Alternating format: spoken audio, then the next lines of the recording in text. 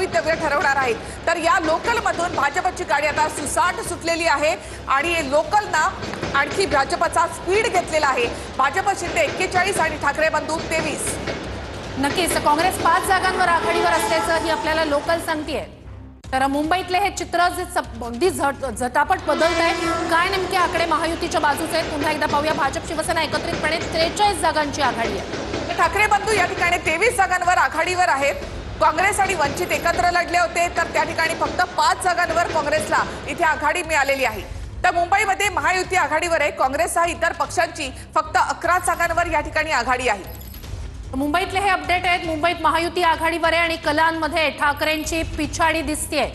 तर सगळ्या कलांमध्ये सध्या ठाकरे बंधू पिछाडीवर असल्याचं पाहायला मिळतं। भाजप आणि शिंदे आताच 43 जागांवर म्हणजे ठाकरे बंधूंपेक्षा दुप्पट जागांवर या ठिकाणी आपल्याला पाहायला मिळत आहे। नक्कीच मुंबईतली महायुतीची ही आघाडी काँग्रेससह इतर पक्ष 11 जागांवर आघाडीवर आहे।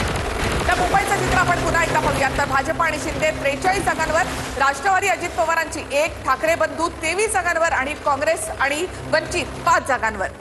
मुंबईतलं हे चित्र पुन्हा एकदा आपण आकडे जाणून घेऊया। मुंबईत भाजप शिवसेना एकत्रितपणे 43 जागांची आघाडी त्यांनी घेतली आहे। अजित पवार 1 जागांवर आघाडीवर, त्या ठिकाणी ठाकरे बंधू आणि शरद पवारांचा पक्ष एकत्रितपणे 25 जागांची आघाडी आहे। तर काँग्रेस आणि वंचित यांची 5 जागांची आघाडी या ठिकाणी मुंबईतलं हे आत्ताचं चित्र। सोलापूरमध्ये भाजप 16